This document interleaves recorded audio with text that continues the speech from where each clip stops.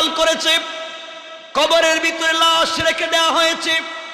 মনে রাখবেন, আপনি যে কোনো টাইম ইন্তেকাল করেন, যে কোনো সময় আপনার লাশকে কবরে রেখে দেয়া হোক, সব সময় টাইম হবে আসরের টাইম। আসর আর মাগরিবের টাইম হবে আপনাকে কবরে যখন জিন্দা করা হবে। দুনিয়ার জমিনে আপনি যদি নামাজি হন, দুনিয়ার জমিনে আপনি যদি আল্লাহওয়ালা হন, আল্লাহ যখন তোমার আমার ভিতরে রূহ দিয়া দিবেন, কবরের ভিতরে জিন্দা করা হবে, আল্লাহ বলবেন ফেরেশতারা 5 মিনিট থামো, আমার গোলামকে প্রশ্ন করো না, দেখি তো কি করে, জিন্দা হওয়ার পরে কবরে কি করে। আমার বন্ধুগণ, যদি আমরা নামাজি হই, জিন্দা হওয়ার পরে তাকায়া দেখবো সূর্য পশ্চিম দিকে লাল। নামাজি হলে ডেকে ডেকে বলবে আমার স্ত্রী কোথায়, আমার বাচ্চা কোথায়, কে আছো কোথায়, আমাকে একটু ওযুর পানি দে, ওযু করতে হবে, নামাজ পড়া লাগবে, নামাজের তো টাইম চলে যাচ্ছে। আল্লাহ রাব্বুল ইজ্জত ওয়াল জালাল ফেরেশতাদেরকে বলবেন, ফেরেশতারা বলো তো আমার গোলামকে বলো, কবরের ভিতরে নামাজ পড়ার জায়গা নাই, কবরে নামাজ পড়া যায় না, তাড়াহুড়া করতেছে কেন, জানায়া দাও সে মৃত, আজ আর নামাজ পড়া যাবে না। ফেরেশতারা জানায়া দিবেন, আল্লাহর গোলাম আপনি ইন্তেকাল করেছেন, আমরা আল্লাহর পক্ষ থেকে এসেছি আপনাকে প্রশ্ন করতে, এখানে আর নামাজ পড়া যাবে না। আল্লাহর গোলাম কান্না শুরু করে বলবে, আল্লাহ তাআলা মওত যখন দিয়েছো, আসরের টাইমে কেন দিলা, আসরের নামাজ পড়ার তুমি সুযোগ দিলা না, সূর্য তো লাল হয়ে গেল, একটা সাজদা তোমাকে বেশি দিতে পারলাম না। আল্লাহ রাব্বুল ইজ্জত ওয়াল জালাল ডেকে ডেকে বলবেন, ফেরেশতারা খবরদার, যে গোলাম মাটির নিচে এসে আমি আল্লাহর পায়ে সাজদা দেওয়াকে ভুলে যায় না, তাকে প্রশ্ন করার প্রয়োজন নাই, ওই গোলামের সকল প্রশ্নের জিম্মাদার স্বয়ং আমি আল্লাহ। কেন চিনেন না? সেই রবকে আপনি চিনেন না। আর যদি এই লোকটা বেনামাজি হয়, কবরের ভিতরে রাখবার পরে জানেন না রে ভাই, এই বডিকে ভালো রাখবার জন্য কত ক্রিম ইউজ করেন, অলিভ অয়েল দেন, ভেবু অয়েল দেন, ভ্যাসলিন দেন, কত ধরনের ক্রিম, লোশন, পাউডার ইউজ করেন, কিন্তু আপনি জানেন না, মরে দেখেন 3 দিন আপনার লাশ রাখলেই শরীর থেকে পোকা বের হবে, আপনার নাকে দিয়া পোকা ঢুকবে, আপনার কানে দিয়া পোকা ঢুকবে, আপনার এই সুন্দর ফেস, সুন্দর ঠোঁট আর থাকবে না, বডি সুন্দর থাকবে না, সব নষ্ট হয়ে যাবে। কার জন্য আপনি সময় নষ্ট করতেছেন? কবরের ভিতর আল্লাহর গোলামকে রাখবার পরে 70টা সাপ হা করে আল্লাহর গোলামের দিকে তাকায় আছে, খেয়ে ফেলবে। ও ভাই মনে রাখো, সাপ বিচ্ছুগুলা, কীড়াগুলা লাশটাকে ঘিরে ধরেছে। যুবক পাগল হয়ে গেছে, কি ব্যাপার, আমার শরীরের সারা বডিতে দেখি যাই পোকা হয়ে গেছে, সাপ দাঁড়ায় আছে। আল্লাহ 2 জন ফেরেশতা লোহার মুগুর হাতে দিয়ে রাখবেন, ওরা কানে শুনে না, কানে শুনে না, শুধু পিটাবে। আরো 2 জন ফেরেশতা দিবেন, ওরা চোখে দেখে না, শুধু মারবে। আরো 2 জন ফেরেশতা আল্লাহ দিবেন, যারা কথা বলতে পারে না, বুঝাইলে বুঝে না। আল্লাহর গোলাম তাকায়া দেখে কবরের মাটি অনেক দূরে চলে গিয়েছে, অনেক দূরে, তাকে চাপ দিবে, তাকে চাপ দিবে, আঘাত করবে। আল্লাহর গোলাম কবরের ভিতরে চিৎকার করে কান্না করে, মাত্র 3.5 হাত মাটির উপরে তার কলিজার টুকরা ছেলে আছে, মেয়ে আছে, মা বাবা আছে, যাদেরকে ভালো রাখবার জন্য গোটা জিন্দেগি নষ্ট করে দিল, 40-45 বছরে প্রবাসে কাটায়া দিল, ঢাকা শহরে জিন্দেগি কাটায়া দিল শুধু ছেলেদেরকে পড়াশোনার পিছনে, স্ত্রীর অর্নামেন্টস আর জুয়েলারির পিছনে, মা বাবাকে ভালো রাখবার পিছনে। এই যুবক আজকে কবরে, কেউ খবর নেয় না। আপনার ছেলে আমেরিকা থাকে, কানাডা থাকে, অস্ট্রেলিয়া থাকে, ব্রিটেনে থাকে, আপনি দিনে দিনে খবর নেন, হাজার হাজার মাইল দূরের খবর নেন, কিন্তু আমি আপনি 3 হাত মাটির নিচে শুয়ে থাকবো, কেউ তোমার আমার খবর নিবে না। আল্লাহর গোলাম কবরের ভিতরে কান্না করবে, আর দেখবে দুই পার্শ্বের মাটি অনেক দূরে চলে গিয়েছে, লোকটাকে আঘাত করবে, একদিকের হাড় অপর দিকে ঢুকে যাবে, চিৎকার করে চক্ষু বন্ধ করে কান্না করে, পিছন দিকে সাপ, শরীরের উপরে পোকা, দুই পার্শ্বে ফেরেশতা দাঁড়িয়ে আছেন, মাথার সামনে দুইজন ফেরেশতা লাঠি হাতে, পায়ের দিকে দুইজন ফেরেশতা লোহার মুগুর হাতে, ডানে দুইজন বামে দুইজন। লোকটা ভয় পেয়ে গেছে, কান্না শুরু করেছে, চিৎকার করেছে, বাঁচবে কোথায়? হঠাৎ করে চিৎকার করতেছে, মনে মনে অনুভব করে তার বুকের উপরে কে যেন হাঁটতেছে, কে যেন হাঁটতেছে। এমন সময়ে চক্ষু খুলে দেখে ছোট্ট একটা সবুজ পাখি, সবুজ একটা পাখি তার বুকের উপরে হাঁটাহাঁটি করে।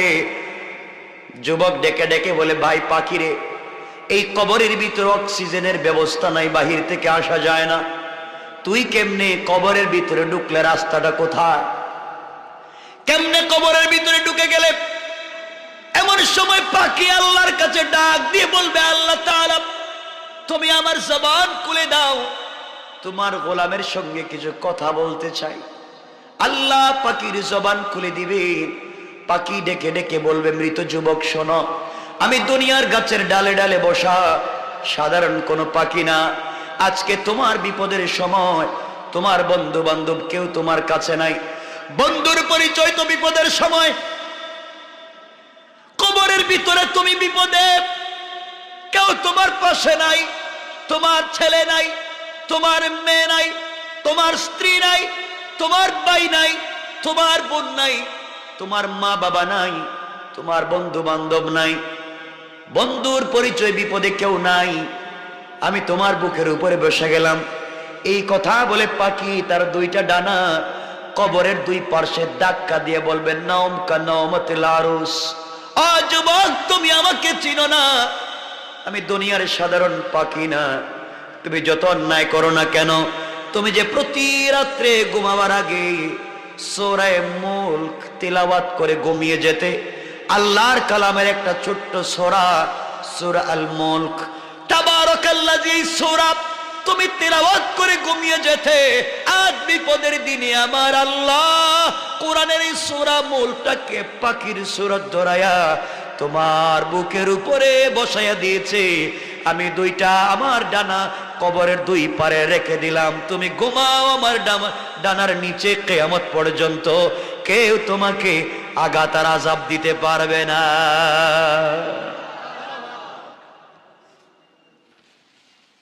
আজ যুবক তুমি ঘুমিয়ে যাও, কথা দিলাম কবরে কেউ নাই, সবাই তোমাকে ভুলে গিয়েছে। আমি কোরআনের সূরা মুলক তোমাকে ভুলে যাই নাই, কবরে তোমার সঙ্গে থাকবো, কথা দিলাম। কিয়ামতের দিন তোমার সঙ্গে থাকবো, কথা দিলাম। মিজানে যদি তোমার নেকির পাল্লা হালকা হয়ে যায়, আমি নিজে উঠে বাড়ি করে দেব, কথা দিলাম। তোমাকে পুলসিরাত পার করে জান্নাতে না নেওয়া পর্যন্ত আমার সুপারিশ বন্ধ হবে না। এই কোরআন কিয়ামতের দিনে আল্লাহর কাছে ডেকে ডেকে বলবে, আল্লাহ এই লোকটাকে তুমি জাহান্নামী বলে ফয়সালা করে দিয়েছো, কিন্তু লোকটা তো আমাকে রাত্রবেলা তেলাওয়াত করতো, তুমি বলো আমি কোরআন কি তোমার কালাম না, তুমি কি পড়ো নাই? আল্লাহ ওই দিন আমাকে অস্বীকার করতে পারবেন না। আমি বলবো, আল্লাহ তুমি যদি আমাকে অস্বীকার করতে না পারো, আমি কথা দিলাম, কথা দিলাম, তুমি যতক্ষণ পর্যন্ত এই লোকটাকে জান্নাতে দিবা না, আমি কোরআন সুপারিশ বন্ধ করে দিব না। সুবহানাল্লাহ, ওয়াজ করে বলেন। আমার নবী যে আয়েশাকে বলেছেন, আমার মা আয়েশাকে বলেছেন, আয়েশা রে কিয়ামতের দিনে কেমন কন্ডিশন হবে তুমি জানো না? সকল মানুষ তো কবর থেকে উলঙ্গ হয়ে উঠবে। আয়েশা ডেকে বলেন, ইয়া রাসূলুল্লাহ, কবর থেকে মানুষ উলঙ্গ হয়ে উঠবে, আমরাও কি, মানুষ কি আমাদের দিকে তাকাবে না? মনোযোগ দিয়ে শুনেন, দিলে কথাগুলো বসায়া দিতে চাচ্ছি। আল্লাহর নবী জবাব দিলেন, আয়েশা রে কেউ এক একজন আরেকজনের দিকে তাকাবে দূরের কথা, নিজের দিকে তাকাবার সময় নাই। ওই কথা বলে আমার নবী বলেন, আয়েশা, একজন পয়গম্বরের নাম মুসা কালিমুল্লাহ,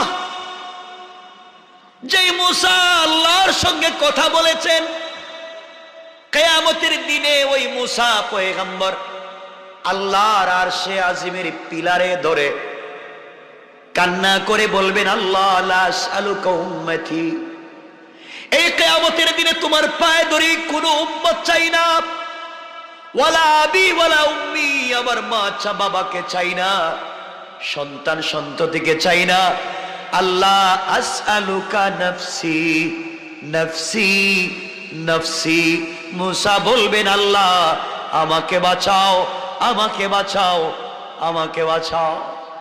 ওই দিন আমরা দৌড়ে যাব বাবা আদম সফিউল্লাহর কাছে। আদম সফিউল্লাহ বলবেন, মাফ চাই, আজকের দিনে আল্লাহর সঙ্গে কথা বলার পাওয়ার আমার নাই। আমরা যাব ইব্রাহিম খলিলুল্লাহর কাছে, বাবা আপনি একটু কথা বলেন। ইব্রাহিম বলবেন, আমিও পারবো না, আমি যাব না আল্লাহর কাছে। আমরা যাব মুসা কালিমুল্লাহর কাছে, তিনি বলবেন পারবো না।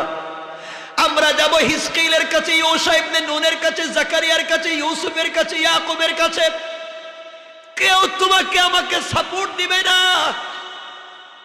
ঈসা আলাইহিস সালামের কাছে যাওয়ার পরে ঈসা বলবেন, কিয়ামতের মাঠে দৌড়াইয়া লাভ নাই, আজকের দিনে কেউ তোমাকে সাপোর্ট দিবে না, সহযোগিতা করবে না। খুঁজে দেখো কিয়ামতের মাঠে, খুঁজে দেখো বিশ্ব নবী আখেরি জামানার পয়গম্বর কোথায়।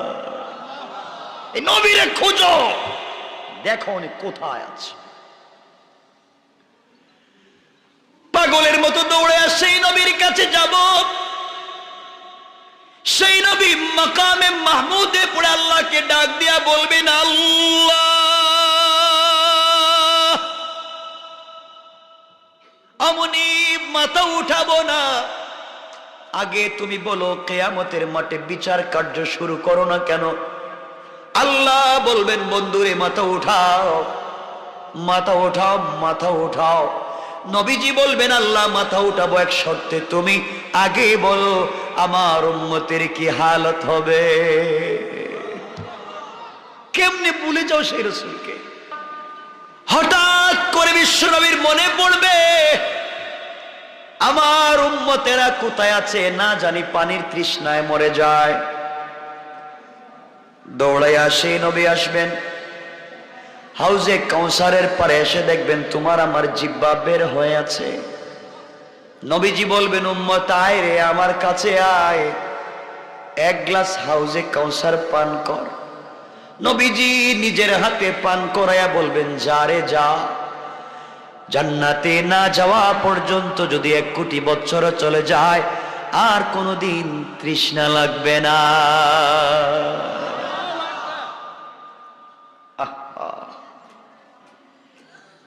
এই নবী হঠাৎ চিন্তা আসবে, না জানি আমার উম্মত মিজানের পাল্লায় কি হচ্ছে জানি না।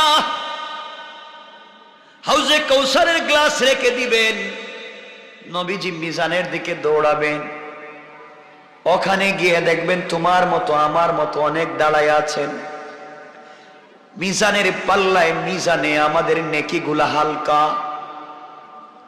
গুনাহগুলা বার হয়ে গেছে, জাহান্নাম ছাড়া বাঁচবার কোনো পথ নাই। এই জায়গায় পৌঁছে গিয়েছি, আল্লাহর পয়গম্বর তোমাকে আমাকে ডাক দিয়ে বলবেন, উম্মত রে তোর নাম কি, বাড়ি কই, তুই কি আমার উম্মত? ইয়া রাসূলুল্লাহ, আমি আপনার উম্মত, আমার বাড়ি তো লাউতলি, বিপদে পড়ে গেছি, জাহান্নাম ছাড়া বাঁচার পথ নাই, আমার যে গুনার পাল্লা বাড়ি হয়ে গেছে। নবীজি বলবেন, গোলাম উম্মত কান্দিস না, দাঁড়াইয়া থাক, আমি আসতেছি। এই কথা বলে আমার নবী কিয়ামতের মাঠে দৌড়াবেন। কিয়ামতের মাঠের একটা কর্নারে একটা গুদাম থাকবে, বিশাল বড় গুদাম। ওই গুদামের ভিতরে তোমার নবী আমার নবী ঢুকে যাবেন। ওখানে আমরা যে দুরুদ পড়ি, যে আমি যে শুরুতে বলছিলাম দুরুদ, আমরা যে দুরুদ গুলা পড়ি, এই দুরুদ গুলার সওয়াব গুলাকে গাট্টি বানাইয়া আল্লাহ নাম ঠিকানা লিখে দিয়া এই গোদামের ভিতরে রেখে দিয়েছেন। কোন সুবহানাল্লাহ। নবীজি তোমার আমার নাম নিয়ে গোদামের ভিতরে ঢুকবেন, ঢুকে তোমার আমার নামটাকে মিলাইয়া এই দুরুদের গাট্টিটাকে নিজের মাথায় নিবে। বিশ্ব নবী নিজের মাথায় নিয়া মিজানের পাল্লার কাছে এসে বলবেন, আল্লাহ এই যে আমার উম্মত গুলার নাম তুমি জাহান্নামে লিখে দিছ, আমার মাথায় যে দেখতেছেন এটা সাধারণ বোঝা না, আমার উপরে দুরুদ পড়েছে, এই দুরুদটাকে আমি তার মিজানের নেকির পাল্লায় উঠাইয়া দিলাম। আল্লাহর নবী মিজানের পাল্লায় যখন উঠাইয়া দিবেন, পাল্লার জবান খুলে যাবে, মিজানের জবান খুলে যাবে, আর ডেকে বলবে, আল্লাহ তোমার নবী কি উঠাইছে, পায়ে ধরি নামাইয়া দাও। জ্বলে যায়, এটার পাওয়ার অনেক বেশি।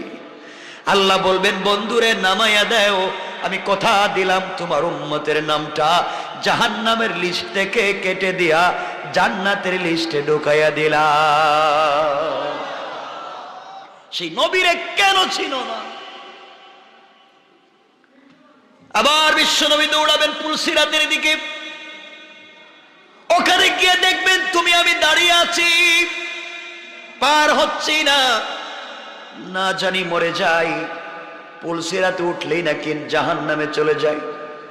নবীজি বলবেন, তোমার নাম কি, তোমার বাড়ি কই, ঠিকানা নিয়ে আবার যাবেন এই গোদামে।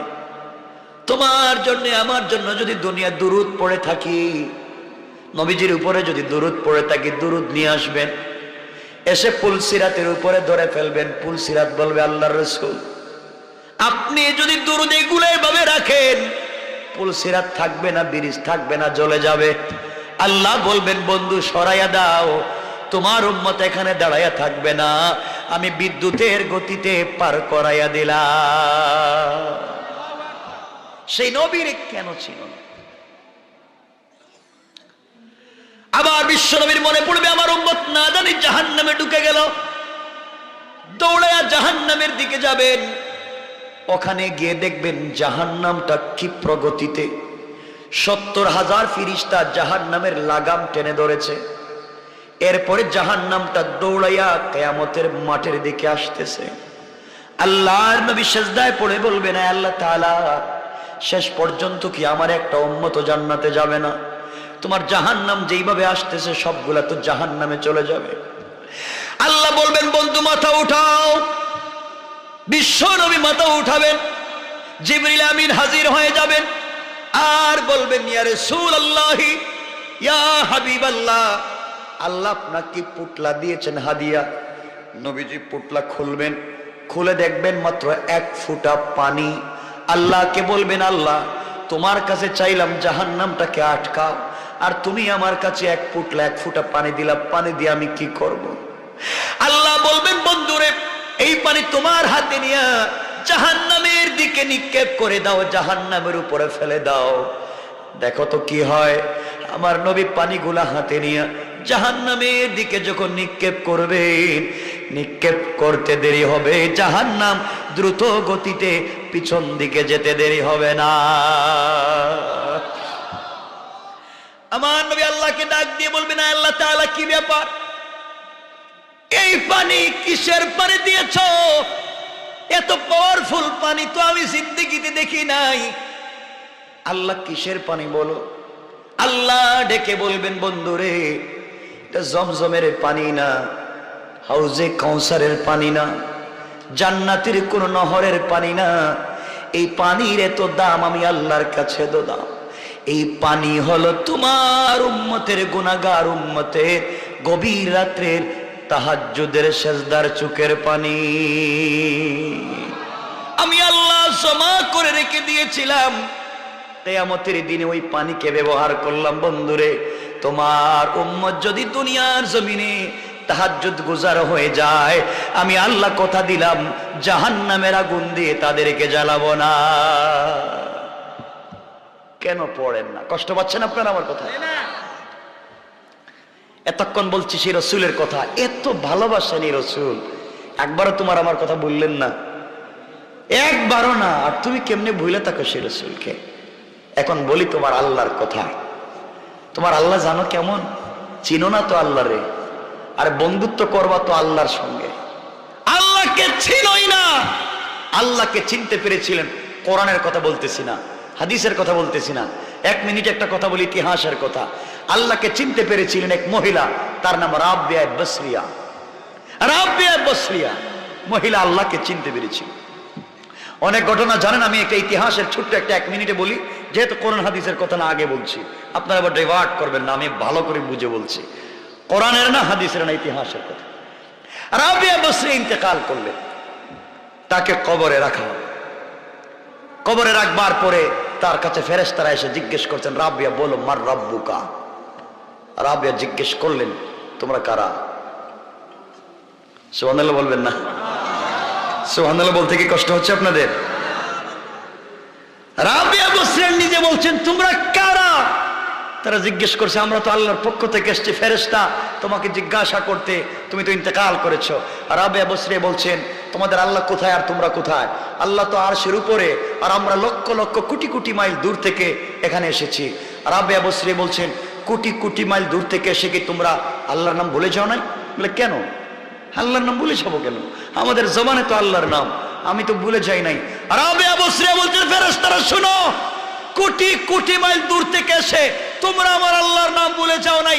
তোমরা কেমনে বুঝলে আমি রাবিয়া মাত্র 3.5 হাত মাটির নিচে এসে এই আল্লাহর নামকে ভুলে গেছি? আসতে বললেন, সুবহানাল্লাহটা জোরে পড়েন। তোমরা কেমনে চিন্তা করলে আমি ভুলে গেছি? এই আল্লাহকে তো আমি ভুলে যাইনি, মাত্র 3.5 হাত মাটির নিচে। আল্লাহ বলছেন, ফেরেশতারা রাবিয়ারে জিগাইয়া লাভ নাই, ওর গোটা জিন্দেগি আমি আল্লাহর জন্য সঁপে দিয়েছে, কবরে এসেও আমি আল্লাহকে ভুলে যাই নাই। তোমরা কি মনে করেছো আমি আমার রাবিয়াকে ভুলে গিয়েছি? আমিও ভুলে যাই নাই। সরে যাও, আর রাবিয়ার কবরের সঙ্গে জান্নাতের একটা কানেকশন তৈরি করে দাও। ওরা তো চিনলেন আল্লাহকে, তুমি চিনলে না কেন? তুমি তো শুধু চিনো দুনিয়া দুনিয়া দুনিয়া দুনিয়া। যুবক তোমাকে বলছি, যুবক তোমাকে বলছি, তোমার কি ভাল লাগে না? ফেলে দাও না মদের বোতল, ছেড়ে দাও না ফ্যান্সি ডিলার ইয়াবা, পরো না পাঞ্জাবি, গিরার উপরে পরো না প্যান্ট, লাগাও না মুখে দাঁড়িয়ে, আসো না মসজিদে, দুজন মিলে আল্লাহর কাছে কাঁদি। আল্লাহ বলছেন, আয় মসজিদে, মাজ আর মুআউযের মতো বানায়া দিব। আল্লাহু আকবার পড়েন।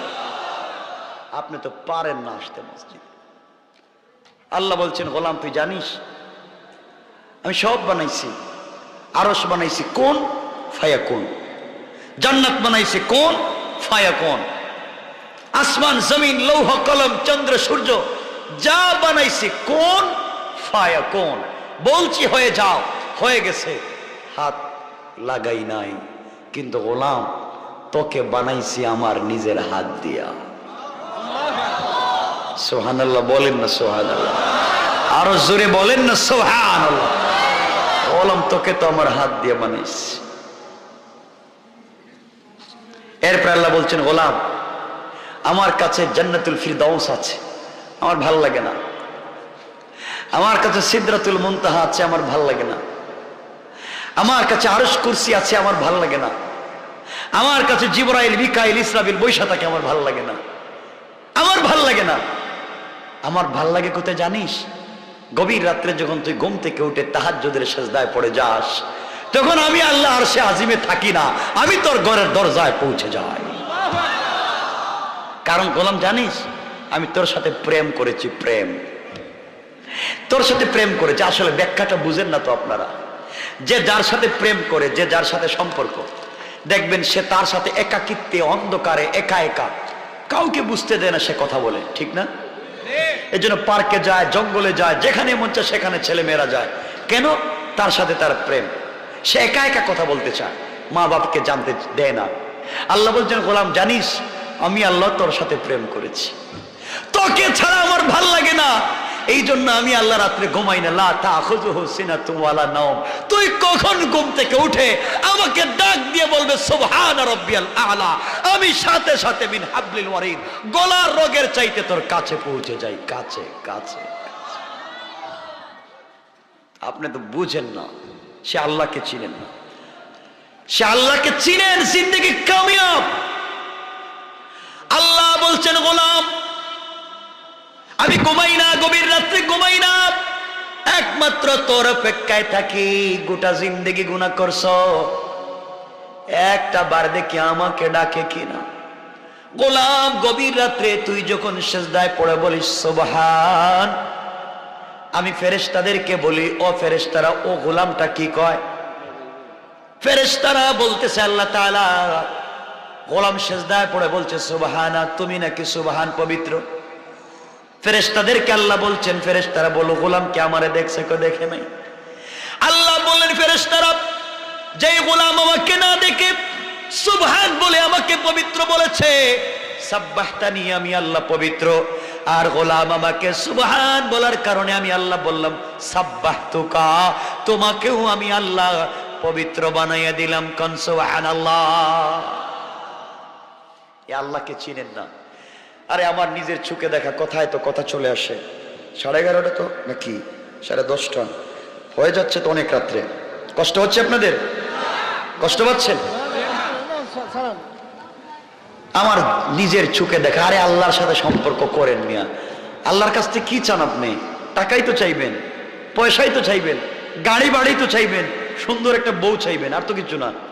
আর কিছু আছে আপনাদের সাথে? কিছু কয় না দেখি না, আর কিছু চাইবেন?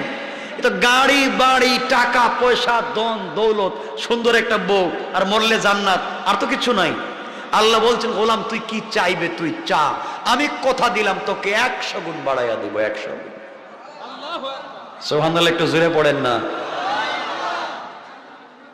বসেন, কেউ কথা বলবেন না, শুধু শোনেন। এদিক সেদিক কথা বললে, একটু বাইরে কথা বললে খারাপ লাগে। শোনেন, আমার জিন্দেগির বাস্তব একটা ঘটনা বলি আপনাদেরকে। আরে আল্লাহর উপরে বিশ্বাস রাখেন তো জিন্দেগি কামিয়াব।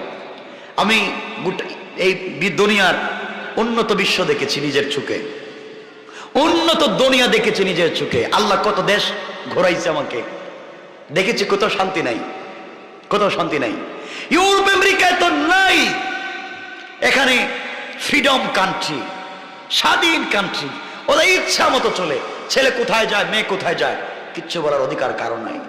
আর এই দেশের ভিতরে মায়েরা নিজের জন্ম দেওয়া বাচ্চাকে পুশ চেয়ারে করে ঠেলে আর কুত্তার বাচ্চাকে নিজের বুকের দুধ পান করায়। আসতে বলেন নাউজুবিল্লাহ। শান্তি নাই ওদের দেশে। শোনো, আল্লাহর উপরে বিশ্বাস রাখো, আল্লাহ তোমাকে বাঁচায় দিবেন। এই চাঁদপুরের একটা কথা মনে পড়ে গেল, বলে দিই। গত বছরের এই চাঁদপুরের একটা কথা আমার মনে পড়েছে। এটা অন্য একটা কথা। আমি মেবি কোথায় জানি প্রোগ্রামে আসছিলাম, তখন ছিল সমুদ্রের 10 নম্বর সংকেত, বিপদ সংকেত। গত বছর ছিল না এইভাবে 10 নম্বর বিপদ সংকেত। আমি চাঁদপুরের কোথায় প্রোগ্রামে ছিলাম, প্রোগ্রামে এসছি, প্যান্ডেল সব ভেঙে গিয়েছে। ওরা মসজিদে প্রোগ্রামের আয়োজন করেছে, মসজিদে প্রোগ্রামের আয়োজন করেছে, মসজিদে প্রোগ্রাম করেছি। শীত, ঝড়, বৃষ্টি। রাত্র 2:30টায় ঢাকার উদ্দেশ্যে বের হয়েছে। বিদ্যুৎ নাই, রাস্তা গাছ বাঁশ পড়ে সব ব্লক, একটা পাবলিক নাই, কিছু দেখাও যায় না। মানে এমন এক জায়গায় গিয়েছি এখন রাস্তাও চিনি না, কোথায় আসছি এটা বলতে পারতেছি না। আমরা 3 জন ছিলাম, ড্রাইভার, আমি আর আমার সাথী আরেকজন ছিলেন, উনি আজও আমার সাথে আছে। কিন্তু কোথায় যাব আমরা এত রাত্রে? বসে আছি, আল্লাহর কাছে চাচ্ছি, আল্লাহ কথা তো বলে এসেছি তোমার, যাবো কোথায়? গভীর রাত্রে শিলা বৃষ্টি দিচ্ছে, ঝড় তুফান।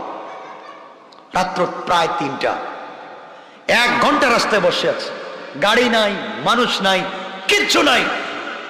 হঠাৎ করে দেখি আমাদের গ্লাসে এসা একটা লোক নক করতেছে।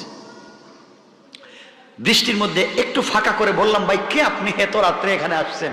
হুজুর আপনি কোথায় যাবেন? আমি ঢাকা যাব। যে এত রাত্রে এখানে যাবেন কোন দিকে? এইদিকে তো রাস্তা না, আপনি পিছনে গিয়ে ডান দিকে সোজা গেলেই আপনি দাউদকান্দি গিয়ে আপনি ঢাকা যেতে পারবেন। এই যে গেলাম, 1 ঘন্টা লাগে নাই, ঢাকা পৌঁছে গিয়েছি। কিন্তু আজ অবধি জানি না এই রাত্রে 3টায় এই লোকটা কে। এখনো জানি নাই রাত 3টায় এই লোকটা ছিল কে। আল্লাহর উপর বিশ্বাস করেন, জিন্দেগি কামিয়াব। জিন্দগি কামিয়াব। আল্লাহকে চিনেন। আল্লাহ বলছেন গোলাম তোর হেফাজত, তোর জিম্মাদার তো আমি আল্লাহ। কথায় কথা চলে আসে, এই বছরই আমরা এক জায়গায় প্রোগ্রামে গেলাম। প্রোগ্রামে যেতে যেতে দেরি হয়েছে, রাস্তায় যাওয়ার সময় গাড়িতে তেল ছিল, অকটেন শেষ, গ্যাস শেষ। গাড়ি গিয়ে শুধু স্টেজে গেছি, সব শেষ, স্টার্ট হচ্ছে না গাড়ি। ওয়াশ করলাম 1.5-2 ঘন্টা। জিজ্ঞেস করলাম ভাই আপনাদের এলাকায় পেট্রোল পাম্প আছে? কাউজুর 57 কিলো দূরে। কত কিলো? 57 কিলো দূরে। এই রাত্রে যেতে হবে, আমার পরের দিন শুক্রবার জমা পড়াতে হবে। একজন লোক এসব মোটর সাইকেল থেকে 1 লিটার অকটেন দিছে। 1 লিটার। হুজুর আমাদের মোটর সাইকেল 1 লিটার আছে, আপনি নেন, আর আজকে রাত্রে থাকেন, কালকে আমরা ব্যবস্থা করে আপনাকে দেব। 1 লিটারে কি যাওয়া যায়? সর্বোচ্চ 5-6 কিলো বা সর্বোচ্চ 8 কিলো, এর উপরে তো যেতে পারবো না। আজকের এই সময় নাই, এই কথাটা বলবো না। সলাতুল হাজতের এক বরকত। ইন্টারনেট একটা প্রোগ্রাম আছে আমার 2.5 ঘন্টার, সলাতুল হাজত। নামাজের কি বরকত! আরে নামাজ পড়ে দেখেন, ফেরেশতা আল্লাহ ডাইরেক্ট সামনে পৌঁছায় দিবে। সালাতুল হাজত তো জানেন না কোন নামাজ। সালাতুল হাজত তো জানেন না কোন নামাজ। ড্রাইভারকে বললাম আমরা গাড়িতেই সালাতুল হাজত পড়ি। পড়লাম রাত্র 2:30টা। আমাকে বললাম চাবি আমাকে দাও, আমি গাড়ি চালাই। বিসমিল্লাহ বলে গাড়ি স্টার্ট দিয়েছি। আমি নিজে অকটেন আছে 1 লিটার, 8 কিলো যাবে অথবা 10 কিলো, কিন্তু গাড়ি স্টার্ট দিয়েছি। আল্লাহ হাজির ও নাজির, আল্লাহ হাজির ও নাজির। গাড়ি স্টার্ট দিয়েছি, 57 কিলোমিটার আছে। পেট্রোল পাম্পে গাড়ি ঢুকাইছি তো গাড়ির স্টার্ট বন্ধ হয়েছে। আল্লাহু আকবার বলেন, আল্লাহু আকবার। আল্লাহর কুদরত। এই আল্লাহকে চিনলেন না, এই মনিবকে চিনলেন না। আল্লাহকে আল্লাহ বলছেন গোলাম তুই আমার হয়ে যা, তুই শুধু আমার হ, দেখ না আমি তোরে কি করতে পারি। এজন্য আজকের থেকে আমরা আল্লাহর হয়ে যাব ইনশাআল্লাহ। বলেন সবাই, বলেন ইনশাআল্লাহ। আসুন, পৃথিবীতে আমাদের বয়স কারো 25, 30, 40, 50, 60, 70 হয়ে গেছে। হয়ে যায় নাই? হয়ে গেছে, অনেক হয়ে গেছে আমাদের বয়স। আমি বলি আপনাকে হায়াতে জিন্দেগির কি দাম, হায়াতে জিন্দেগির কি দাম আজকে শোনো। 1 মিনিট পৃথিবীতে বাঁচলে এই মিনিটের দাম কি তোমাকে আমি বুঝাবো। আমার আপনার হায়াত তো 1 মিনিট না, আর অনেক বেশি হয়ে গেছে, কিন্তু 1 মিনিটের দাম কি এটা বুঝো। আর আজকে রাত্রে গিয়ে তাহাজ্জুদের সিজদায় পড়ে যাও। আমার মুসলমান বন্ধুগণ, গভীর মনোযোগ। এক মহিলার যমজ 2টা বাচ্চা হয়েছে। যমজ 2টা বাচ্চা পৃথিবীতে জন্ম নিয়েছে। প্রথমে যেই বাচ্চাটা দুনিয়ায় জন্ম নিল, এই বাচ্চাটার 2টা হাত আছে, 2টা পা আছে, চক্ষু আছে, মুখ আছে, সব আছে, সুন্দর একটা স্ট্রাকচার, সুন্দর একটা বডি।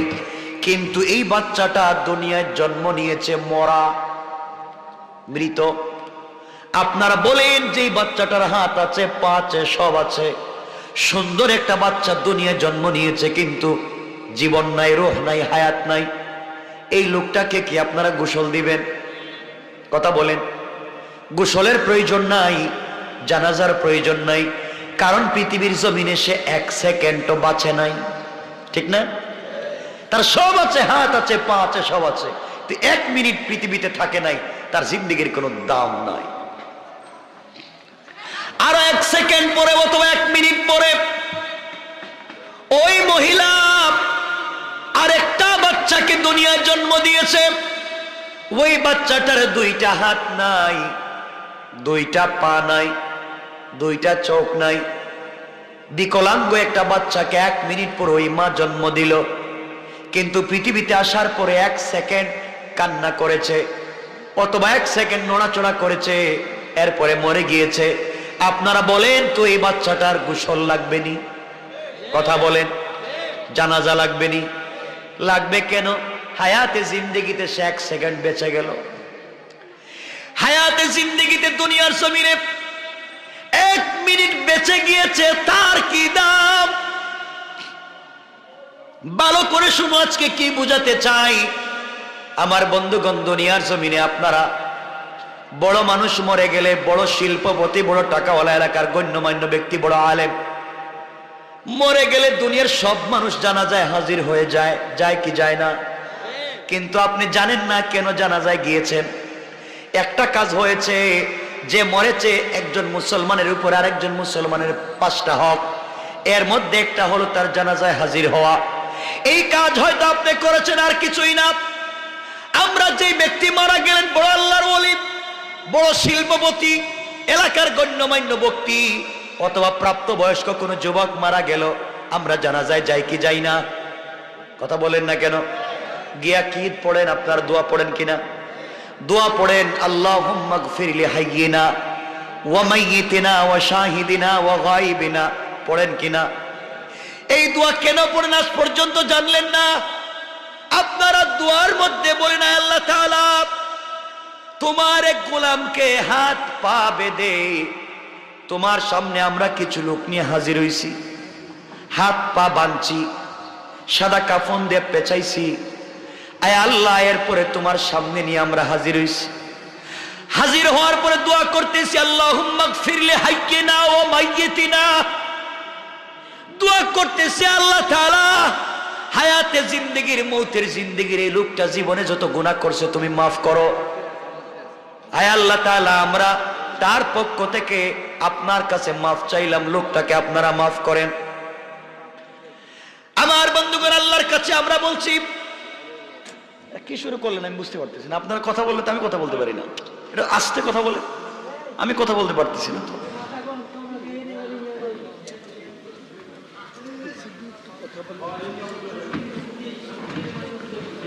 আমার বন্ধুগণ, আমরা সবাই ওই লোকটাকে হাত পা বেঁধে সাদা কাপড় দিয়ে পেঁচাইয়া জানাজার জন্য নিয়ে দোয়া করি, আল্লাহ যেই লোকটাকে নিয়ে আজকে তোমার সামনে মাঠে হাজির হইছি, কিছুক্ষণ পরে তাকে তোমার হাওয়ালা করব, কবরে রেখে দিব। আয় আল্লাহ তাআলা এই গোলামটাকে তুমি মাফ করে দাও, তার গুনাহ মাফ করে দাও। তা বলি কিনা? এখানে আমার লাভ কি? লাভ তো সব তার। যার জন্য দোয়া করলাম লাভ তো তার, যার জন্য দোয়া করলাম লাভ তো তার। সে মরছে, তার জন্য দোয়া করলাম, আমার লাভ কি? আপনারা জানেন না কার জানাজায় গেলেন?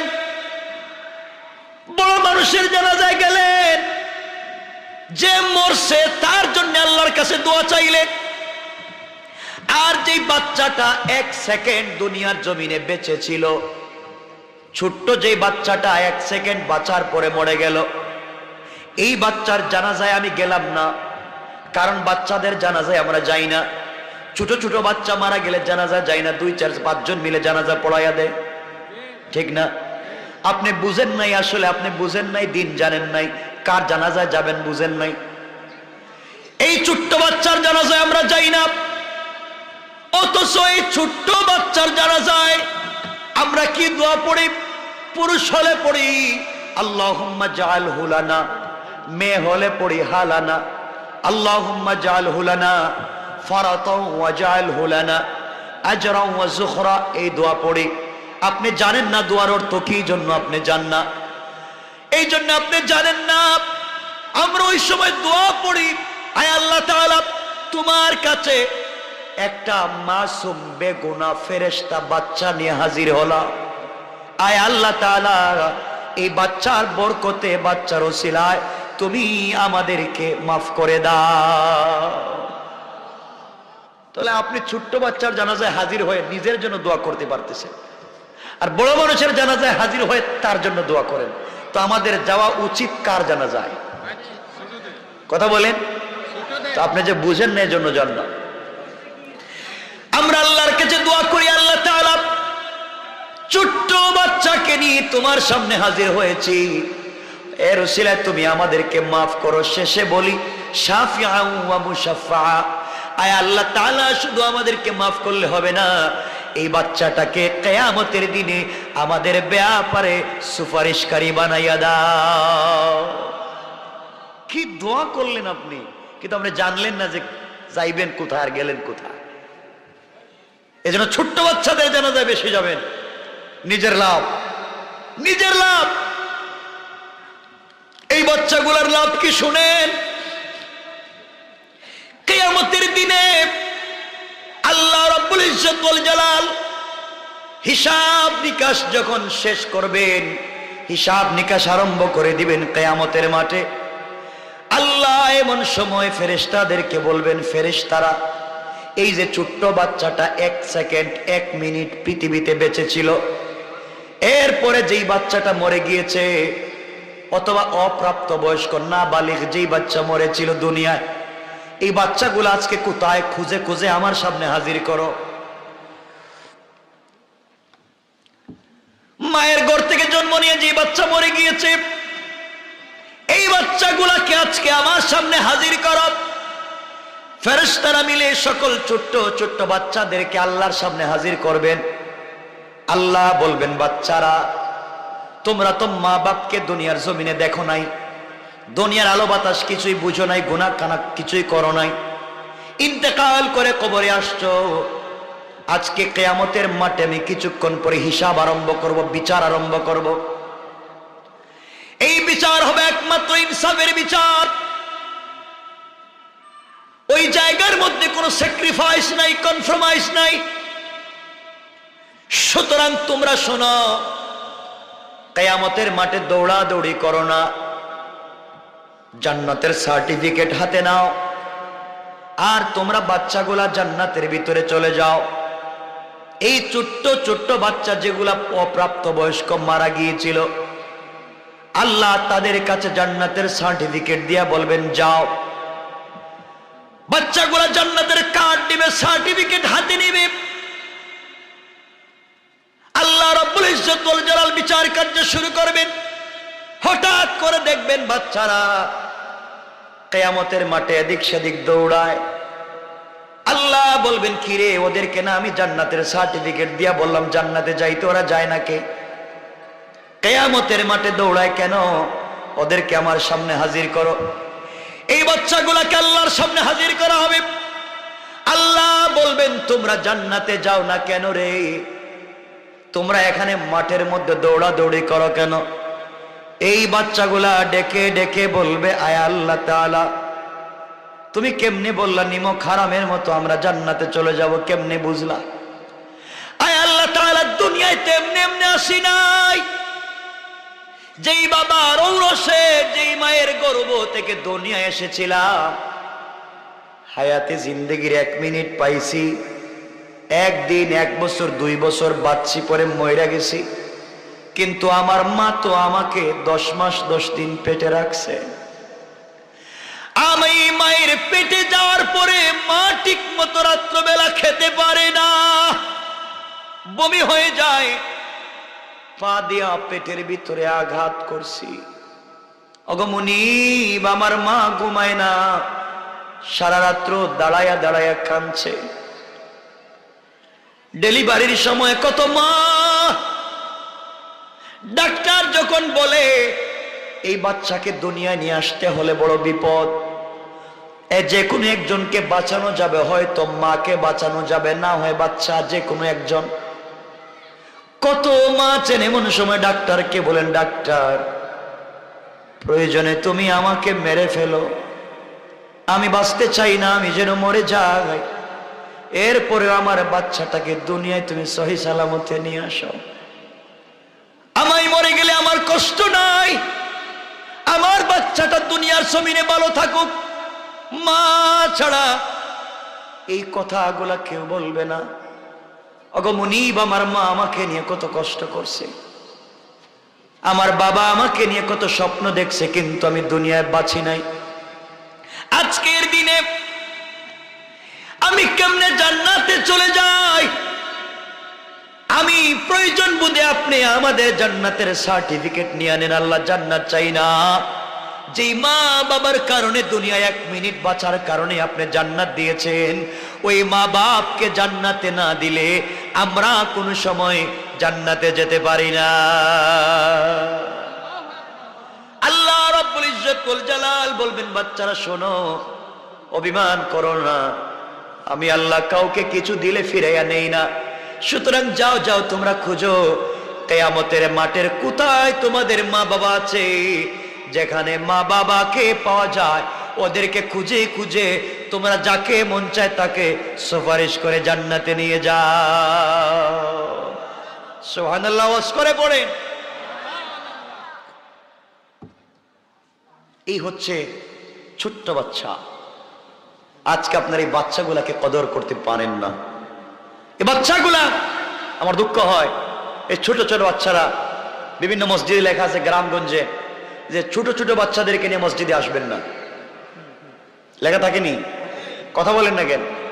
লেখা থাকে বাচ্চারা মসজিদে এসে দুষ্টামি করে, দৌড়াদৌড়ি করে, খেলা করে, নামাজ পড়া যায় না, বাচ্চাদেরকে মসজিদে নিয়ে আসবেন না। কোন মুরব্বী যদি এই কথা বলে একটা থাপ্পড় দিবেন, দাঁত যেন 32টা পড়ে যায় একসাথে। এটা নামাজ পড়া শিখছেন মসজিদে? মসজিদে লেখা দিবেন যার ঘরে জয়টা বাচ্চা আছে সবগুলোর নিয়ে মসজিদে আসেন। বাচ্চারা মসজিদে এসে খেলবে, দুষ্টামি করবে, ওরা এসে মসজিদের গ্লাস ভেঙে দিবে। এটা বাচ্চাদের সৌন্দর্য। জান্নাতের ভিতরে বাচ্চারা অভাবে খেলাবে। সুবহানাল্লাহ খান। বাচ্চাদেরকে মসজিদে আসতে নিষেধ করেন আপনি কে? বাচ্চারা মসজিদে আসবে, দুষ্টামি করবে। আজকের বাচ্চা আগামী দিনের যুবক। আজকে যদি ওরা নামাজি হয়, আজকে যদি ওরা মসজিদে আসা শিখে, আগামীর যুবক তারা 5 ওয়াক্ত নামাজি হবে। ঠিক কিনা বলেন? এই জন্য বাচ্চাগুলোকে মসজিদে নিয়ে যাবেন তো, না বাসা রেখে যাবেন? বাচ্চা চাই মসজিদে যাইতে, বাবা কই দরকার নাই। এই জন্য মসজিদে সাইনবোর্ড লাগাই দিবেন যে যার যতটা বাচ্চা আছে ওগুলারে নিয়ে মসজিদে আসেন। বাচ্চা রাইকে আসবেন না, বাচ্চা নিয়ে যাবেন। আমার আরেকটা দুঃখের কথা হচ্ছে ফতোয়ার কিতাবে লেখা যে কি করে, যে এখানে বাবা দাঁড়াইছে, এখানে বাচ্চা, কো বাবা পিছনে যাও, পিছনে যাও, এখানে তোমার না। থাপড়াইতে নামাজ শিখাইয়া দিত। নামাজ শিখছো না তুমি? আরে তুমি যে মসজিদে এসে নামাজ পড়তেছো, তোমার নামাজ তো একদিন কবুল না হতে পারে। আল্লাহ বলতে পারেন ফাওয়াইলুল লিল মুসাল্লিন, যা তোর নামাজ নে, তোর কপালে দিলাম। তোমার নামাজ তো কবুল হবে এই বাচ্চার কারণে। কথা বলেন না কেন? বাচ্চার কারণে তোমার নামাজ কবুল। এজন্য বাচ্চাগুলোকে মসজিদে নিয়ে যাবেন। ওরা দুষ্টামি করুক, ওরা দৌড়াদৌড়ি করবে, ওরা কান্দের উপরে উঠবে, পাঞ্জাবি ধরে টানবে, নামাজের সামন দিয়ে হাঁটবে না। বাচ্চাদের সৌন্দর্য আল্লাহ এগুলা দেখে মুস্কি হাসেন। সুবহানাল্লাহ করেন। আপনারা বাচ্চাদেরকে দৌড় বিদায় করে দেন। এর জন্য বাচ্চাকে মসজিদে আনবেন তো ইনশাল্লাহ। কথায় কথা চলে আসলো, তাহলে বলি রসুলের সময় কি বাচ্চারা মসজিদে যাইতো কিনা? রাসূল পাক সাল্লাল্লাহু আলাইহি ওয়াসাল্লাম খুতবা দিচ্ছেন, জুমার খুতবা। জুমার কিসের খুতবা? জুমার খুতবা দিচ্ছেন। তার কলিজার টুকরা দুইটা নাতি হাসান আর হুসাইন মসজিদে আসছে সবার শেষে। পিচ্ছি পিচ্ছি তো আয়সা মসজিদের বাইরে দাঁড়ায় আছে, ভিতরে আসতে পারে না, সব ভরা।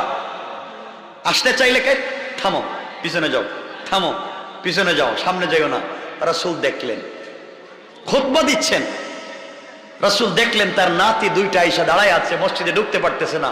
খুতবা দেওয়া বন্ধ করে দিলেন, মিম্বর থেকে নেমে গেলেন, নিজে হেঁটে গেলেন, দুইটা নাতিকে ধরলেন, কাছে আনলেন, দুই নাতির মাথায় হাত দিয়া বাকি খুতবা রাসূল দিয়েছেন। সুবহানাল্লাহ বললেন না? কিসের ইসলাম? আর কই গেছে ইসলাম? শোনেন এরপরে কি রাসূল তো শেষ করলেন, নামাজ শুরু হইছে। রাসূল পাক নামাজে গিয়া সেজদায় গিয়ে এখন আর উঠেন না, লম্বা সেজদা দিচ্ছেন। এক সেজদা ছোট, আর এক সেজদা মোটামুটি 20 মিনিট, আধা ঘন্টা। সাহাবায়ে কেরাম চিন্তা করেন কি নামাজ কি ভাঙ্গা দেখবো রাসূল কে আছেন না মরে গেছেন? এত লম্বা সেজদা দিচ্ছে কেন রাসূল পাক? নামাজ শেষ হলো, সাহাবায়ে কেরাম জিজ্ঞেস করলেন, ইয়া রাসূলুল্লাহ আপনি তো লম্বা সেজদা দিলেন কেন হঠাৎ করে? বুঝলাম না। নবীজি বলছেন, তোমরা জানো না আমার নাতি হুসাইন আমার কান্দে উঠে গেছে, কান্দে। আমার নাতি উঠে গেছে, এখন তাকে নামাবো কেমনে? আমার ভাল লাগলো না, আমি সেজদায় থাকলাম, তার যতক্ষণ ভাল লাগছে ততক্ষণ আমার কান্দের উপরে ছিল, যখন নামছে তখন আমি উঠছি। সুবহানাল্লাহ খান। আপনার রাসূল থেকে বড় হুজুর হয়ে গেছে। ইসলামটা কেমন সুন্দর ছিল, কত সুন্দর ইসলাম। ইসলামকে বানাইছেন আপনারা কি? আর যদি বলে ইমাম সাহেব যদি নামাজে মোটামুটি কোনো ভুল করতে পারে, 4 রাকাতের নামাজে 3 রাকাত পড়তে পারে, নামাজ সালাম ফিরে ইমাম সাহেব হ্যাঁ কি বাড়িতে গেছে কেন মন বউ বাচ্চার কাছে? নামাজ 3 রাকাত কেন? সব ভুলে যান, ইমাম সাহেব চলবে না, সব ভুলে যায়। শুরু হইলো মারামারি। আসে না নাই? এলা কি শুরু করছেন আপনি? জানেন মাসালা? তাহলে শুনেন, কষ্ট পাচ্ছেন আমার কথায়?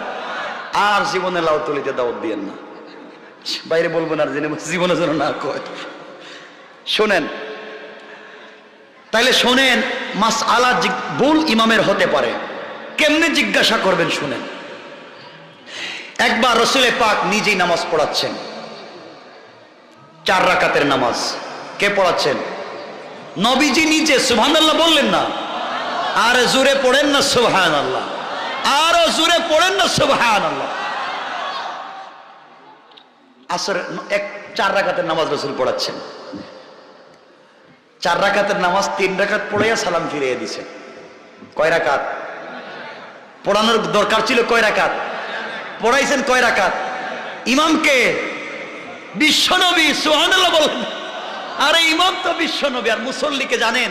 আবু বকর, ওমর, ওসমান, আলী, তালহা, জুবায়ের, জাফর, হানজালা, খালিদ ইবনুল ওয়ালিদ, সমস্ত বিশ্ববিখ্যাত সাহাবীরা রসুলের পিছনে রসুল নামাজ পড়াইছেন 3 রাকাত। এখন তো আমরা হইলে তো মায়ের শুরু হয়ে যেত। নবীজি নামাজ সালাম ফিরাইয়া মুসল্লিদের দিকে তাকায়া বসছেন।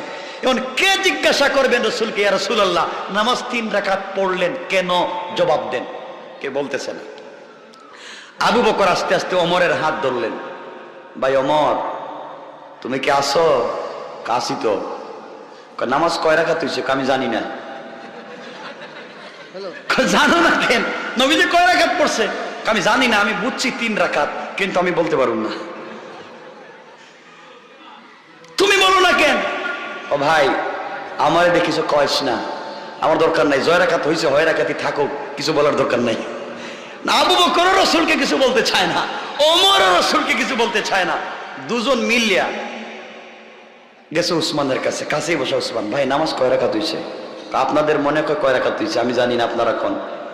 আমরা দুইজন বলতেছি নামাজ হয়েছে 3 রাকাত। আমিও জানি নামাজ হয়েছে 3 রাকাত। আবু বকর বলছেন, ভাই উসমান, তুমি তো জিন্নুর আইন, রসুলের 2টা মেয়েকে বিয়ে করেছ, তোমার অনেক সম্মান রসুলের কাছে।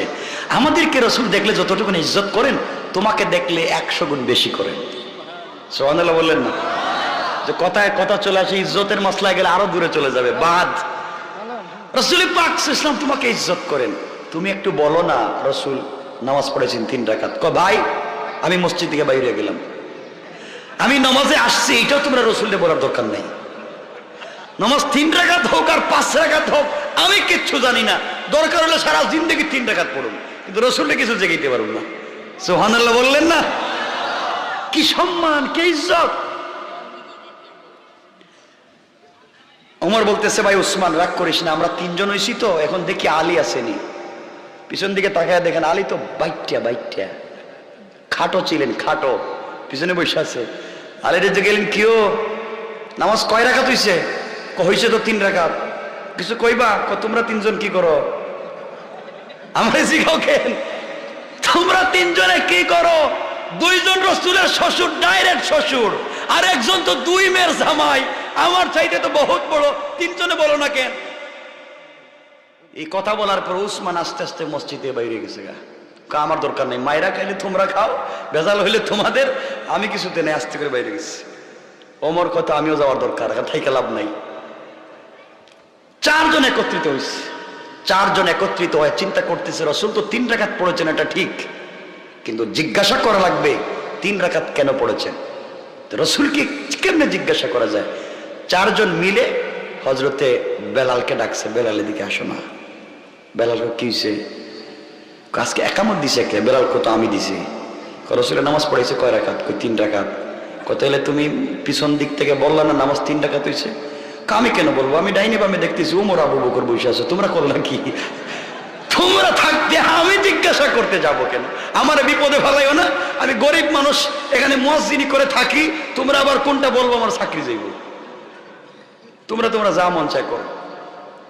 4 জন মিলে বলতেছে, বেলাল তোমাকে রসুল শুধু ভালোবাসেন না, রসুল বলছেন জান্নাতে গেলে জান্নাতে যে গুড়ার পিঠে রসুল থাকবেন ঢুকার সময় এর লাগাম থাকবে তুমি বেলালের হাতে। রসুল মেরাজে গিয়া বেলাল তোমার পায়ের আওয়াজ জান্নাতুল ফিরদাউসে শুনেছেন। তুমি বলো না নামাজ কয় রাকাত হইছে, আমরা পিছনে আছি।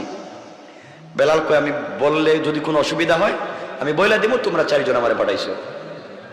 যদি রসুল কিছু আমারে বলেন আমি বলবো ইয়া রাসূলুল্লাহ আমি কিচ্ছু জানি না, এই 4 জন বুদ্ধি দিয়ে আমার পাঠাইছে। কি সুন্দর ভালোবাসা। রাসূল পাক ইসলামের কাছে বেলাল গেলেন, সালাম দিয়েছে, সামনেই তো বসা, সালাম দিয়ে মুসাফা করছে। রাসূল বলেন বেলাল কি তোমরা শুধু কানাঘুষা করো, কিছু বললে তো বলতে পারো। ইয়া রাসূলুল্লাহ আপনি ভালো আছেন? ভালো তো আছি, দেখতেছো না ইমামতি করতেছি, ভালো আছি। কি বললাম বলতে চাও বলো। ইয়া রাসূলুল্লাহ বলতে চাই। দেখেন কি জিগায়, বলতে পারতো আপনি হুজুর নামাজ 3 রাকাত পড়েছেন 4 রাকাত পড়েন নাই, এটা বলতে পারে না? এটাই তো। এই কথাটা না বলে হযরত বেলাল বলতেছেন, হাদিসের ইবারত বলতেছি, হযরত বেলাল বলতেছেন ইয়া রাসূলুল্লাহ আকুসিরাতিস সালাতু আম নাসিতা ইয়া রাসূলুল্লাহ। বেলাল বলতেছেন ওগো আল্লাহর পয়গম্বর, আজকে থেকে কি 4 রাকাত নামাজ 3 রাকাত হয়ে গেছে? আল্লাহ কি জিব্রাইল পাঠাইয়া আজকের থেকে বলেছেন যে আমরা আসরের নামাজ 3 রাকাত পড়বো? না আম নাসিতা ইয়া রাসূলুল্লাহ, না আল্লাহ আপনাকে ভুলাইয়া দিয়েছেন? সুবহানাল্লাহ বললেন না? বলতেছেন আপনি নামাজ 3 রাকাত পড়েছেন, বলতেছেন আপনি ভুল করেছেন, বলতেছে আজকের থেকে কি আমরা 3 রাকাত পড়বো নামাজ আসরের, নাকি আল্লাহ আপনাকে ভুলাইয়া দিয়েছেন? নবীজি বলছেন বেলাল সহজ করে বলো নামাজ কয় রাকাত? ইয়া রাসূলুল্লাহ নামাজ হয়েছে 3 রাকাত। তাহলে এত কিছু দরকার কি? দাঁড়াও, ভুল হয়ে গেছে, আবার 4 রাকাত পড়ে নেই। সুবহান! ইসলাম কত সুন্দর। আমরা তো লাঠিটা লোক, ইমাম গেছিল কই আজকে, এটা খবর লো দরকার, 3 রাকাত পড়লো কে? মারামারি। কত সুন্দর ভালোবাসা, কত সুন্দর ইসলাম। শ্বশুর জামাইয়ের সম্পর্ক ভালো ছিল, রাসূল পাকের সঙ্গে সম্পর্ক ভালো ছিল। তো ইজ্জতের কথা বলেছিলাম, রাসূল পাক একদিন ঘরে শুয়ে আছেন, এভাবে শুয়ে আছে, হাঁটু থেকে নাভি পর্যন্ত কাপড় দিয়ে ঢাকা, ঘরের ভিতরে কেউ নাই, নবীজি, নবীজির স্ত্রীরা, আমাদের মায়েরা, হাঁটু থেকে নাভি পর্যন্ত ঢাকা। এমন সময় ঘরে নক করেছে, কে? ইয়া রাসূলুল্লাহ আমি আবু বকর। আসো। দরজা খোলা। আবু বকর ঢুকলেন, ঢুকে দেখেন রাসূলের নাভি পর্যন্ত কাপড় আছে, শরীরটা খোলা, শুয়ে আছেন বিছানায়। কিছুক্ষণ পরে আবার এসে ডাক দিলেন, কে? ইয়া রাসূলুল্লাহ আমি ওমর। আসো। আসলেন, কিছুক্ষণ পরে আবার ডাক করেছেন, কে? ইয়া রাসূলুল্লাহ আমি ওসমান। রাসূল বলছেন থামো, আসার দরকার নেই, দাঁড়াও। এরা দুইজনকে আমরা আসলাম, বললেন আসো, আসলাম। ওসমান আসতে বললেন থামো, ব্যাপারটা কি? রাসূল উঠলেন, ভিতরে গেলেন, কাপড় পাল্টালেন, গোটা বডি ডাকলেন, সুন্দর লেবাস পরলেন, নিজে দরজাটা খুলে দিলেন। সুবহানাল্লাহ বললেন না? ওসমান ভিতরে ঢুকলেন, ওসমান চলে গেলেন, লম্বা ঘটনা সংক্ষেপ, সবাই চলে গেলেন। আবু বকর ওমর একদিন বলে ইয়া রাসূলুল্লাহ ওই দিন আমরা গেলাম, আমাদেরকে দেখে আপনি উঠলেন না, শুয়ে থাকলেন। আর উসমান যাইতে উঠলেন, কাপড় চেঞ্জ করলেন, নিজে দরজা খুলে দিলেন, ব্যাপারটা কি? নবীজি বললেন ওমর, আবু বকর তোমরা জানো না আমি উসমানকে দেখলে কেন লজ্জা পাই? এই ওসমানকে দেখলে আল্লাহর ফেরেশতারা পর্যন্ত লজ্জা পায়। ওসমান যখন রাস্তা দিয়ে হেঁটে যায়, আমার আল্লাহ মুস্কি মুস্কি হেসে বলে ও তো রাসূলের 2 মেয়েকে বিয়ে করে গোটা জান্নাতটা ক্রয় করে নিজের হাতে নিয়ে ফেলেছে। সুবহান! কি সম্পর্ক, কি ভালোবাসা, দিনটা কেমন সুন্দর ছিল। কষ্ট পাচ্ছেন আপনারা? আমার টাইম কিন্তু শেষ হয়ে যাচ্ছে। কি কন আপনারা? না কষ্ট পাচ্ছেন? আমি সংক্ষেপ করে দেব না, ভালো লাগলে কইলে হবে না তো। আমার বন্ধুগণ কেমন ভালোবাসা। এই ওসমান রাসূলের মেয়ের জামাই, হযরতে আলী রাসূলের মেয়ের জামাই, আবু বকর, ওমর সবাই বসছেন। কথা শুনতেছেন আমার? সবাই বসছেন। নবীজি বলছেন আজকে খাবার হবে, খাবার একসাথে খাবো। সবাই বলেন ইয়া রাসূলুল্লাহ আপনি বন্টন করে দেন। নবীজির এখানে বসছেন হযরতে উসমান, এদিকে বসছেন হযরতে আলী, হযরতে আবু বকর, হযরতে ওমর, সবাই এখানে বসছেন, খেজুর খাচ্ছেন। কি খাচ্ছেন? খেজুর খাচ্ছেন। দেখেন মধ্যখানে বিশ্বনবী বসা, শ্বশুর বসা, জামাই বসা, খাচ্ছে। খাইতে খাইতে হঠাৎ রাসূল বলেন, সাহাবীরা খাবার থামাও, কথা আছে। আবু বকর মনে মনে ভাবলেন, জিন্দেগি তো রাসূল এমন কাজ করলেন না, আজকে হঠাৎ করে বলেন খাবার বন্ধ, বন্ধ করো খাবার, দেখে কি বলেন। রাসূল বললেন, সাহাবীরা তোমরা বলো তো, আমি জীবনে এমন পেটুক দেখি নাই। পেটুক, পেটুক বুঝেন তো? কম খায় না বেশি খায়? আপনাদের এলাকায় বেশি খায় যে তারে কি কয়? খাদক, খাদক কয়। পেটুক বেশি খায়। সাহাবীরা তোমরা জানো আমি নবীজি বসা, আমি থাকতে মানুষ এমনি লজ্জা পায়, আর আমার সামনে বসে এমন পেটুক কে সব থেকে বেশি খেজুর খাইলো? সাহাবা কেরাম তো ভয় পেয়ে গেছে, লজ্জা পেয়ে গেছেন। হঠাৎ করে রাসূল আমাদেরকে লজ্জা দিচ্ছেন, আমরা বেশি খেয়েছি। নবীজি বললেন, সাহাবীরা শুনো, যার সামনে যত বেশি খেজুরের বিচি, বিচি তো বুঝেন দানা, খেজুরের বিচি দেখবা সে সব থেকে বেশি খাইছে। যে সামনে বেশি বিচি সে বেশি বেশি খাইছে। দেখো তো, সবাই খুঁজতে লাগলেন, খুঁজে খুঁজে দেখেন আলীর সামনে এতটা বিচি। আবু বকর বলতেছে, এই লোকটা এত বাইটটা, এত বেশি কেমনে খাইলো সবার সামনে? লজ্জা শরম নাই? নবীজি বসা, এত বেশি কেমনে খাইলো? হযরতে আলী লজ্জা পেয়ে গেলেন যে আসলে এতগুলা বিচি করতে গেল, আমি তো খাই নাই, এতগুলা বিচি করতে গেল, লজ্জা পাচ্ছেন। হযরতে আলী দাঁড়ালেন, দাঁড়ায় বলেন, সাহাবীরা শুনো, আমি তো খাইছি, আমি পেটুক, আমি খাদক, আমার সামনে বিচির তুস্তূপ পড়ে আছে, সব থেকে বেশি যদি আমি খাই, কিন্তু এই মাজলিসে এমন পেটুকও আছে, খেজুরও খাইছে, বিচিও খাইছে। সুবহানাল্লাহ বললেন না? যার সামনে দেখবে একটা বিচি নাই, হ্যাঁ সব থেকে বেশি খাইছে। আমি তো বিচি রাখছি, বিচি শুদ্ধ খাইছে। সাহাবা কেরাম খুঁজতে লাগলেন কার সামনে বিচি নাই। দেখেন নবীজির সামনে একটাও বিচি নাই। সুবহানাল্লাহ বললেন না? আওয়াজ করে বলেন না সুবহান। এর অর্থ হইল রসুল খেজুর খাইয়া বিচিটা আলীর সামনে রাখছেন। খেজুর খাইয়া বিচিটা আলীর সামনে, অথচ আলী রসুলের মেয়ের জামাই। শ্বশুর আর জামাইয়ের কি সম্পর্ক? আর আপনাদের কি সম্পর্ক? কিছু দূর যাওয়ার পরে জামাই খাব্বা, ফরিদপুরের রাস্তা দিয়ে হাঁটা যাইতেছে না, যে ঠান্ডা লাগতেছে আমার, একটা সিগারেট থাকলে দাও না, একটা সিগারেট। সিগারেট শ্বশুরের জামাইকে সিগারেট দাও। আর রাসূল পাকের শ্বশুর জামাইয়ের কি সম্পর্ক? আল্লাহ যেন আমাদের পরিবারগুলোকে এমন সুন্দর করে, সবাই বলেন আমিন, আরো জোরে আওয়াজ করে বলেন আমিন। কি সম্পর্ক, কি দ্বীন, কি ইসলাম তাদের মধ্যে। আমার মুসলমান বন্ধুগণ, গভীর মনোযোগ। এই বিশ্ব নবী সাল্লাল্লাহু আলাইহি ওয়াসাল্লামকে সাহাবায়ে কেরাম কতটুকুন ভালোবাসতেন, এই ভালোবাসা তো আপনাদের জানা নাই।